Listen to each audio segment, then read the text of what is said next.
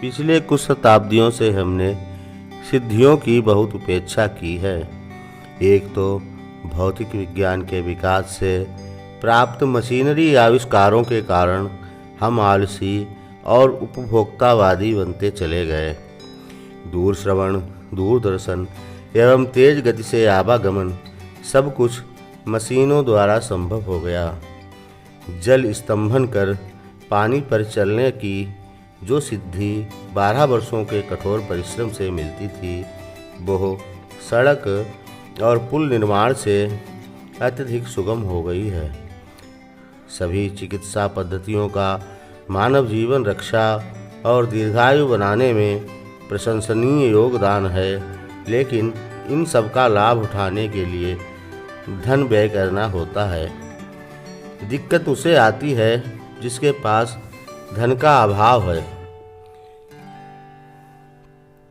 निर्धनों को भ्रम हो गया कि धनवान बहुत सुखी हैं, और इस भ्रम ने जब विकृत रूप लिया तो आम जनमानस की ये धारणा बन गई कि धन ही सब सुखों का दाता भगवान तुल्य है, निर्धनता ही सब दुखों का कारण है। फिर नैतिक अनैतिक का विचार छोड़ मनुष्य धन के पीछे भागने लगा। शुभ अशुभ कर्म फल का विचार छोड़ जिम्मेदार पदों पर आसीन मनुष्य भ्रष्टाचार में आकंठ डूब गए। देखते ही देखते धन लोलुपता इतनी बढ़ी कि सर्वत्र भ्रष्टाचार व्याप्त हो गया।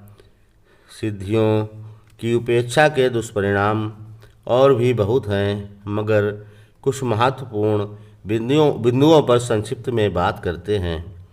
अभी 100 वर्ष पहले तक भारत में गांव-गांव में मल्लशालाएं हुआ करती थीं। घर घर पहलवान होते थे। सुबह ब्रह्म मुहूर्त में जागरण कर मालिश, व्यायाम, कुश्ती अभ्यास से अपने शरीर को स्वस्थ और बलिष्ठ रखते थे। गाय भैंसों को परिवार का सदस्य मानकर खिलाने पिलाने के कारण दूध, दही, छाछ, घी का उत्पादन प्रचुर मात्रा में होता था। सुबह के जलपान सहित संपूर्ण भोजन में मोटे अनाज होते थे। अधिकतर कृषि उत्पाद 0 बजट लागत और ऑर्गेनिक होते थे। शुगर, बीपी, हृदय रोग, किडनी फेल्योर, कैंसर जैसी बीमारियां नगण्य हुआ करती थीं। स्त्री पुरुष निरोगी और बलिष्ठ होते थे। जीवन में डॉक्टर के पास जाने की आवश्यकता बहुत कम होती थी। आधुनिक चिकित्सा विज्ञान के विकास से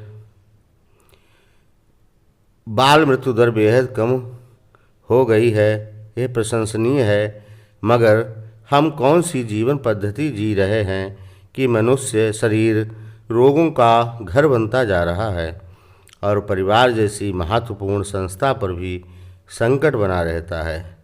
पद, पैसा, पावर, शिक्षा सब कुछ होते हुए भी यदा कदा आईपीएस, आईएएस अधिकारी आत्महत्या कर लेते हैं, ऐसा अखबारों में पढ़ने को मिलता है। कोचिंग करने गए विद्यार्थी जीवन निर्माण का लक्ष्य भूलकर मौत गले लगाते हैं। कुछ दुष्चरित्र महिलाएं धनी युवकों से केवल विवाह इसलिए करती हैं ताकि पति की हत्या कर उसका धन हड़प सकें। मनुष्य कठोर व्यायाम से प्राप्त सुगठित शरीर की उपेक्षा कर असमय मौत के मुंह में ढकेलने वाले नशे में डूब जाते हैं। विचारणीय विषय है कि मनुष्य समाज की कितनी भयावह स्थिति हो चुकी है।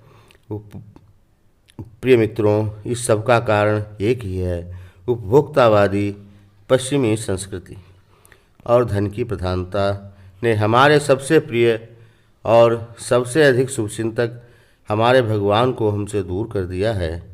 पहले हम धन से अधिक शुभ कर्म और भगवान को महत्वपूर्ण समझते थे, तब वास्तव में ही हम धनी थे।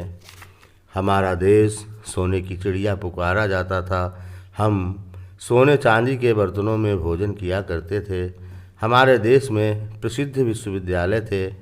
चिकित्सा, सर्जरी, गणित, अंतरिक्ष विज्ञान, देसी विदेशी व्यापार सहित विज्ञान की विभिन्न शाखाओं के हमारे यहाँ विशेषज्ञ होते थे।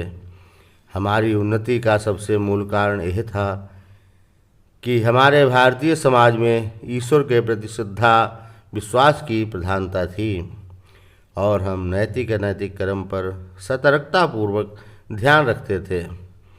भगवान के प्रति विश्वास को दृढ़ बनाए रखने में सिद्ध पुरुषों का बड़ा योगदान रहता था।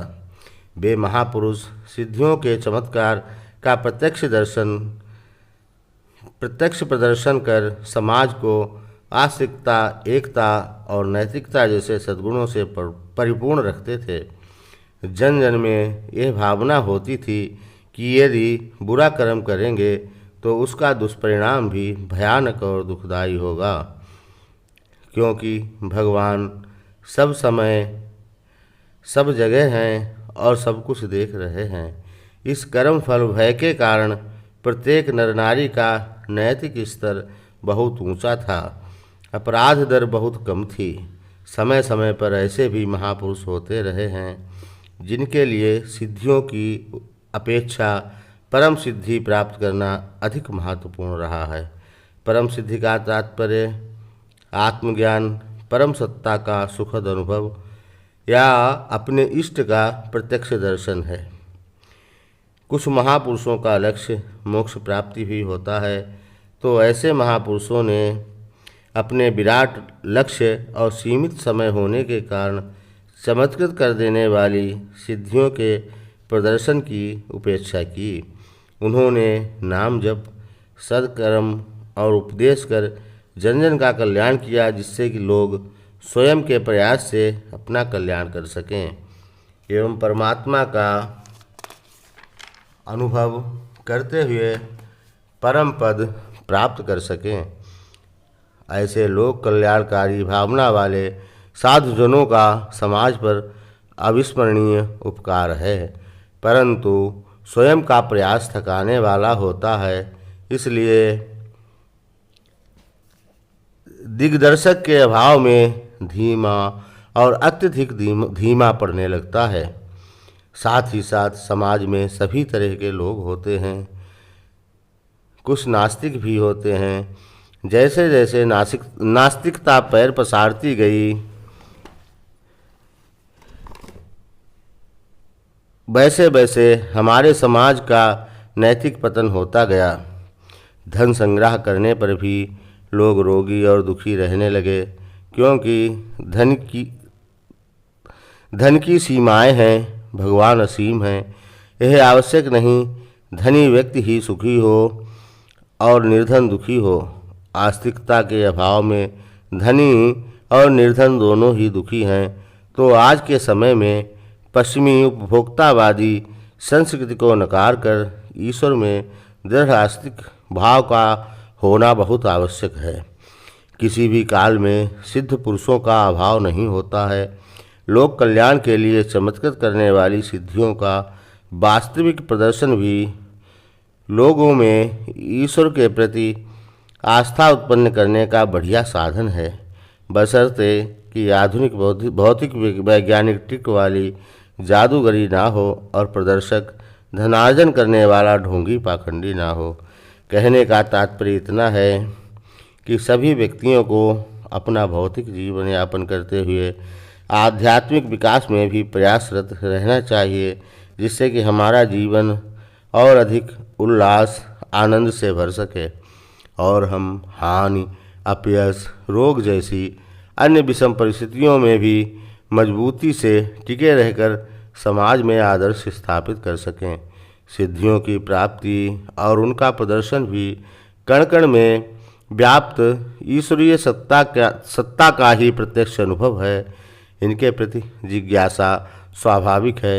इनकी उपेक्षा न करके इनकी प्राप्ति और प्रदर्शन करते हुए आनंद लेना चाहिए। ईश्वर प्राप्ति की परम सिद्धि की तरफ आगे बढ़ना चाहिए। हो सकता है यह लक्ष्य एक जन्म में ना प्राप्त होकर कई जन्मों में प्राप्त हो, लेकिन योग की इस अनंत यात्रा में प्रत्यक्ष के साथ अप्रत्यक्ष जगत में भी अपने स्तर को निरंतर ऊंचा करने में आनंदपूर्वक लगे रहना होगा। अंत में वेद वाक्य चरैवेति का अनुसरण ही श्रेयस्कर है। वीडियो को लाइक